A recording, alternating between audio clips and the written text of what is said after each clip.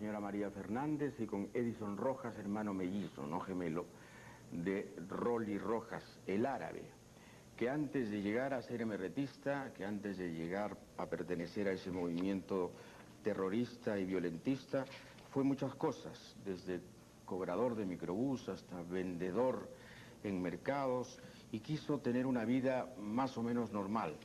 Las circunstancias lo llevaron a ser reclutado por el MRTA cuando estudiaba en la Universidad San Martín, si no me equivoco. Y bueno, su vida terminó como ya sabemos. En todo caso, ¿cuál es la reacción de ustedes, familiares de Rolly Rojas, en relación a todo lo que está ocurriendo? Bueno, primeramente darle las gracias por estar presente en su programa. Es para nosotros la prensa en la cual vemos que es transparente, en la cual se dicen las verdades de todos los lados. Se ha estado hablando en los últimos días con relación a una parte, pero no se ha hablado de la parte general. Lo que queremos es nosotros que se haga justicia. La justicia, aparte de que quien haya sido el responsable, tiene que pagar con la justicia. Ahora pareciera que existe un problema entre que el Poder Ejecutivo se inmiscuye en las cuestiones del Poder Judicial, queriendo sacar normas o procedimientos legales sobre leyes de amnistía, etcétera, queriendo demostrar que esto va a quedar, como dice, borrón y cuenta nueva. Y si nosotros queremos llegar a un proceso de paz, un proceso de justicia, tenemos que llegar a la verdad, nos duela o no nos duela. Hemos estado en una guerra en la cual todos hemos perdido. Sobre el caso de la matanza, yo puedo dar testimonio. Cuando voy a cambiarle la ropa a mi hermano, le saco, él estaba con un polo y estaba con un short. Mi hermano en la parte trasera, en la nuca, tenía un orificio bala grande. Cuando se hace la exhumación del cadáver, el cráneo de mi hermano, porque ahí estaba entero su cráneo todo, cuando se hace la exhumación, parte del cráneo había estado destrozado. Los especialistas que han visto este trabajo no son peritos comunes y corrientes, han tenido experiencia en Bosnia, han tenido experiencia en otros lugares donde han habido crímenes de lesa humanidad. Creemos que su informe de ellos es un informe el más objetivo, el más claro, con un 100% de acercamiento a la verdad. Lo que simplemente está haciendo el Poder Judicial es cumplir lo que corresponde a la ley 27379, que es la que se aplicó en el gobierno se dictó en el gobierno de Paniagua. Ahora, hablemos de crímenes, pero de todos los crímenes, inclusive de los que perpetró el MRTA y el comando del MRTA. Crímenes horrendos. Recuerdo el asesinato del general López Albújar, el secuestro cruel de Héctor Delgado Parker. Crímenes que no olvidamos, porque una cosa es la simpatía con la justicia, una cosa es el respeto a los derechos humanos y otra cosa es la amnesia respecto de lo que significó el terrorismo y de lo que significó el MRTA, un movimiento que mataba con balazos en la nuca también a veces. Cuando nosotros hablamos de un proceso de guerra que hemos vivido más de 20 años, de los miles de muertos que han existido en nuestro país, un buen porcentaje se echaba la culpa a las organizaciones de Sendero y del MRTA. Cuando sale el gobierno de la dictadura de Fujimori, entra el gobierno de transición y con el actual gobierno, se determina de que parte de las matanzas no han sido hechas por las acciones de Sendero o del MRTA. Segundo, la gran mayoría, como usted manifiesta, en el caso exclusivamente de la embajada, ellos no es como acaba de manifestar anteriormente el padre Juan Julio Vich, que yo me imagino, presumo...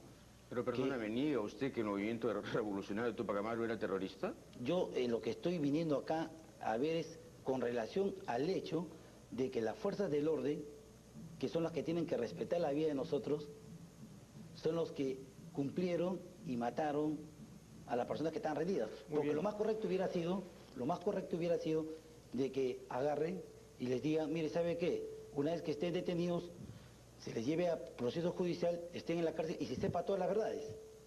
De repente lo que había lo que dentro... lamentamos los peruanos, algunos, es que las Fuerzas Armadas en ese momento se hayan parecido a los terroristas, se hayan dejado llevar y se hayan asimilado al adversario.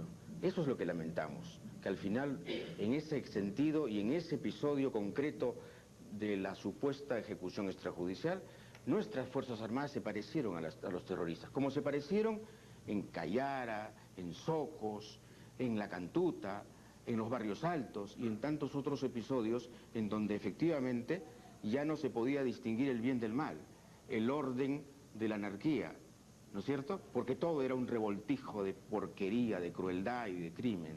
Eso es lo que lamentamos de verdad los peruanos, que no recordamos bien el terrorismo, que detestamos el terrorismo, que no sentimos ninguna simpatía por el terrorismo y que fuimos en todo caso blanco de sus persecuciones y de su fanatismo, ¿no? Yo creo que usted tiene que admitir que su hermano tuvo una vida descarriada.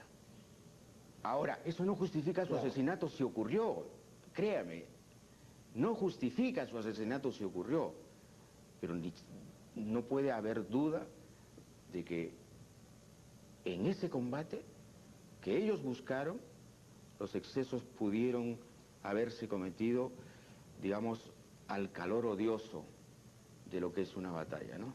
Y esto habría que agregarle con algo.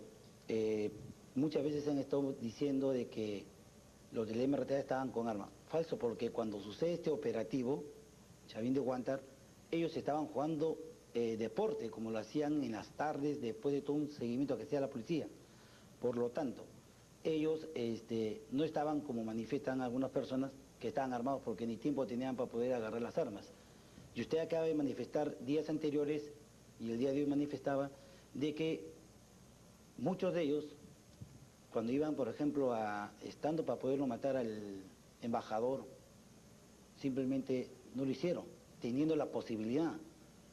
Porque hay algo que yo recuerdo y estaba leyendo, me había dado cuenta que en el mes de diciembre del 97 hacen una entrevista en un medio de comunicación escrita a un ex integrante del MRTA, y este integrante manifestaba que el MRTA en este tipo de acciones no iban a matar a las personas, sino era una forma de presionar al gobierno de turno de ese entonces para poder conseguir lo que ellos buscaban. ¿Cuál era la vía presión? Vía el vil camino del secuestro, ¿no? El abyecto camino del secuestro. Pero no podemos decir tampoco de que ellos, no podemos aceptar de que ellos hayan agarrado y hayan matado.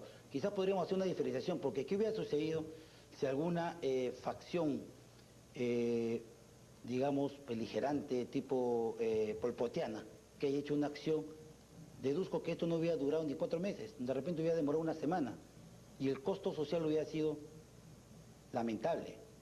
Hemos dado cuenta que, si bien es cierto, ha habido durante 4 meses que se les ha tenido retenidos, pero una forma de presionar. Después de eso, cuando... O sea, que usted también justifica el secuestro. No, yo no quiero justificar, sino simplemente le estoy dando a entender de que era la forma, el mecanismo que ellos emplearon. Era un sucio mecanismo, inaceptable, cochino, incivilizado.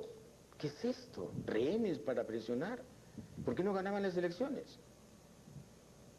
De repente, en un futuro, si es que ellos pasaban y ganaban, podrían haber pasado un proceso Después de aterrorizar a la gente, ¿usted cree que podían pasar a la Tenemos experiencia política? nosotros sobre el M-19, que entró, alzó en armas y después pasa a la vida civil. ¿Y qué quería usted? ¿Que esperáramos que el MRTA se ablandara hasta que pasara la vida civil? No, señor. No, señor. Yo creo que usted está equivocando la compasión con la complicidad. Yo puedo sentir compasión, pero no puedo ser cómplice de los terroristas. Creo que hay un error. Señora, ¿usted cómo recuerda a su hijo? Mire, ve, yo como madre de Rolly Rojas, el único que pido que se diga la verdad y pido que se haga justicia, porque es realmente equivocado o no equivocado, no sé, que han debido respetar la vida, porque ellos respetaron la vida de tantísimas personas que han estado ahí en la embajada, pero no han debido de terminar en esa forma como lo han hecho, como lo han matado. Entonces, duele realmente eso. Y yo pido, señor presidente, que se haga justicia, porque eso no puede ser así. Realmente... ¿Usted piensa en su hijo a veces? De todas maneras, como madre, sí. como madre sí. ¿Piensa que se equivocó? De repente estaba equivocado. No, pero soy la madre, ¿no? Yo respeto sus ideales, que él haya elegido ese camino. Equivocado o no, pero Lo respeto. respeto sus ¿Cómo ideales. debe ser? Porque, mire, yo hubiera, con todo lo que... El mismo Fujimori dijo en la radio que había ido al extranjero, dijo, con el único que se puede dialogar es con Rolly Rojas Fernández, con el resto no, porque es una persona muy inteligente, muy entendible, y con él vamos a dialogar. Pero no fue así. Terminaron en la forma que ha sucedido. Yo hubiera querido que a él le tomen lo entreguen a la justicia y que la justicia se encargue, lo hubieran puesto en cualquier cárcel del Perú, aunque sea para poder ir a verlo y estar con él, aunque sea unos minutos, como madre. Déjeme decirle cruelmente que su hijo, de no morir en la embajada, habría muerto en un enfrentamiento en la selva, porque evidentemente su senda conducía a su destrucción. El camino que había elegido conducía a su destrucción. Usted es consciente de eso, ¿no? Mire, ve, pero no de la manera que ha sucedido. Como le digo, equivocado o no equivocado. ¿Cuál es la diferencia, señora, entre morir en la selva y morir en la embajada? ¿De un balazo en la nuca o de un balazo en el pecho? Pero, como le digo, él respetó la vida de tanta gente. Pero, ¿y cómo terminaron con él? No le respetaron la vida. ¿Él lo habría hecho? En el caso que hubiera sido al revés, los comandos rendidos y el MRTA triunfante, ¿Serpa hubiera respetado la vida del capitán Valer, del comandante Valer? Ellos respetaron hasta lo último, y inclusive cómo les sorprendieron haciendo deporte. Estaban todos desarmados y no debía de ser así. Entonces, que le hubieran tomado la justicia, le hubieran entregado y que le... Pero que fue un ellos... operativo de inteligencia, pues señora, tenían que pescarlo justamente en el momento en que estuviesen menos agresivos, menos ofensivos y menos preparados. Eso era evidente y para eso tenían micrófonos.